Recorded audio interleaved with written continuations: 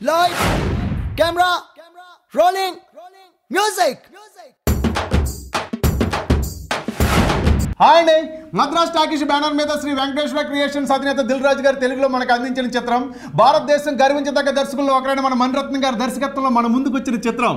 నూతన నటుడు దుల్కర్ సల్మాన్, మనందరికీ ఇష్టమైన హీరోయిన్ నిత్యా మీనన్ కాంబినేషన్లో ఈ రోజు మన ముందుకు వచ్చిన ఎంటర్టైన్మెంట్ ఓకే బంగారం. ఓకే ఒప్పేసుకున్నాడు.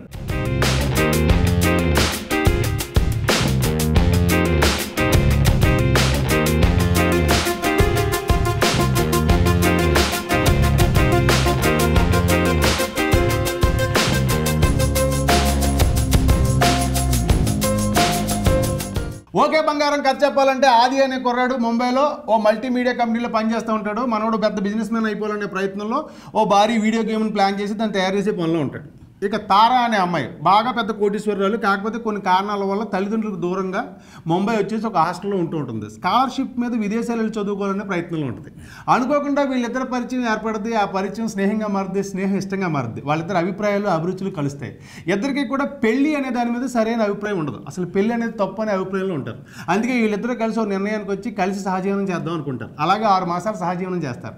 అయితే 6 మాసాల తర్వాత ఒకరి కోసం ఒకరు బతుకుతున్న టైంలో ఇద్దరూ వారి వారి లక్ష్యాల కోసం వేరు వేరు దేశాలకు వెళ్లాల్సిన పరిస్థితులు ఏర్పడినప్పుడు వాళ్ళ మధ్య జరిగిన సంఘర్షణ ఏంటి, అప్పుడున్న పరిస్థితులు వీళ్ళ ప్రయాణాన్ని ఎటువైపు నడిపించాయనే పాయింట్తో మనం ముందుంచిన కథే ఓకే బంగారం.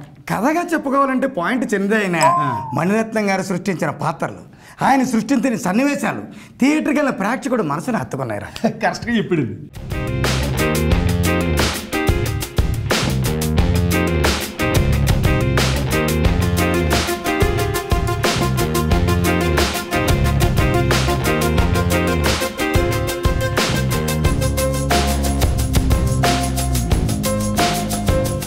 ఇక ఈ సినిమాలో నటీనటుల గురించి చెప్పాలంటే ముందు చెప్పాల్సింది కథానాయకుడు, అందం అభినయం కలబోసిన కుర్రాడు దుల్కర్ సల్మాన్. ఈ మధ్య తెలుగులో పరిచయం అవుతున్న నూతన హీరోలు చాలా మంది కన్నా ఈ కుర్రాడు బ్రహ్మాండంగా ఉన్నాడు, బ్రహ్మాండంగా చేశాడు. బాగా చెప్పు.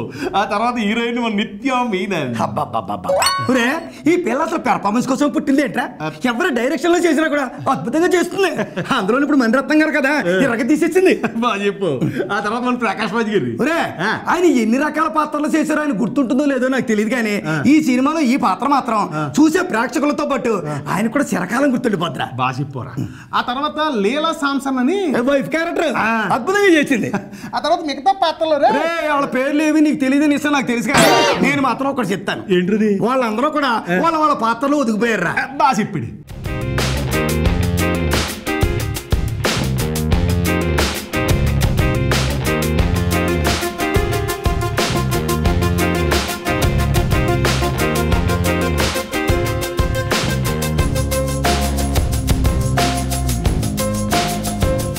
ఇక ఈ సినిమా సాంకేతిక నిపుణుల గురించి చెప్పాలంటే మన శ్రీకర్ ప్రసాద్ గారు అందించిన ఎడిటింగ్ బాగుంది. మరి కిరణ్ గారు అందించిన మాటలు, ప్రేక్షకులు ఇష్టపడే మాటల్ని కొత్తగా రాశారు.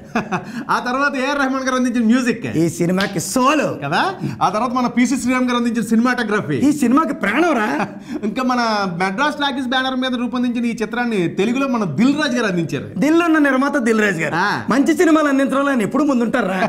ఫైనల్ గా కెప్టెన్ రచన, దర్శకత్వం మన మణిరత్నం. మణిరత్నం గారి సినిమాలంటే ఇష్టపడే ప్రేక్షకులకి ఈ మధ్యన ఆయన నుండి వచ్చిన 1-2 సినిమాలు కొంచెం నిరాశపరిచారు, కానీ ఈ సినిమా ఆ నిరాశని దూరం చేసి ప్రేక్షకుల మనసుల్లో ఆనందాన్ని నింపారా కదా. ఎస్, మన మణిరత్నం గారు భవిష్యత్తులో మరిన్ని విభిన్న కథా కథనాలతో మంచి సినిమాలతో మన ముందుకు రావాలని కోరుకుంటున్నాను రా.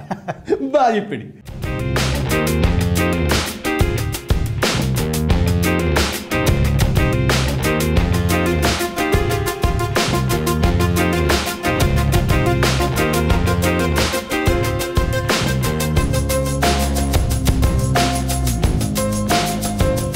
ప్రేమ కథలు రూపొందించడంలో మణిరత్నం గారితో ప్రత్యేకమైన శైలి అండి. ఆయన సినిమా అంటేనే విభిన్నంగా ఉంటుంది. అంటే ఇది మణిరత్నం సినిమా అంటే ఒక ఫ్రేమ్ చూసి చెప్పేచ్చండి, అబ్బా ఇది మణిరత్నం గారి సినిమా అని చెప్పి. అలాంటి ఓ అద్భుతమైన దర్శకుడు మణిరత్నం గారు. ఆయన నుంచి ఈ మధ్య వచ్చినటువంటి 1-2 సినిమాలు కొంచెం నిరాశపరిచాయి. ఏంటి, ఈ ట్రెండ్కి తగ్గట్టుగా మణిరత్నం గారి సినిమాలు తీయలేరా, లేకపోతే ఇప్పుడున్న జనరేషన్కి మణిరత్నం గారి సినిమాలు నచ్చవా అనే అపోహని ఈరోజు ఈ సినిమా పటాపంచలు చేసిందండి. ఎందుకంటే ఇప్పటి ట్రెండ్కి నచ్చేటట్టు ఈ తరం ప్రేమ కథతో ఓ అద్భుత దృశ్య కావ్యంతో ఈరోజు మన ముందుకు వచ్చారు మన మణిరత్నం గారు. మణిరత్నం సినిమాల్లో ఉండే పాత్రలు చాలా వాస్తవానికి దగ్గరగా ఉంటాయి. అంటే ఈ సినిమాలో మన దుల్కర్ సల్మాన్ చేసిన తర్వాత మన నిత్యా మీనన్ వాళ్ళిద్దరి మధ్య ఉన్నటువంటి కెమిస్ట్రీ చూడండి.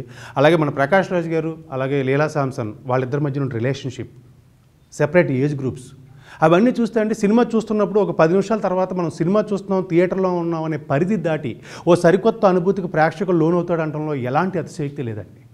అలాంటి ఓ అద్భుతమైన దృశ్య కావ్యాన్ని మళ్ళీ మణిరత్నం గారు ఈరోజు మన ముందుకు వచ్చారు. ఇంతటి గొప్ప దృశ్య కావ్యాన్ని మన ముందు ఉంచడానికి సహకరించిన మన ఏఆర్ రెహమాన్ సంగీతం, ముఖ్యంగా నేపథ్య సంగీతం అద్భుతం అని చెప్పాలి. మన పిసి శ్రీరామ్ గారు అందించిన సినిమాటోగ్రఫీ, అలాగే శ్రీకర్ ప్రసాద్ గారు అందించినటువంటి ఎడిటింగ్, ముఖ్యంగా కిరణ్ గారు అందించిన మాటలు, వీళ్ళందరూ కలిసి సమిష్టి కృషితో ఈరోజు ఒక అద్భుతమైన ప్రేమ కథను మన ముందు ఉంచారు.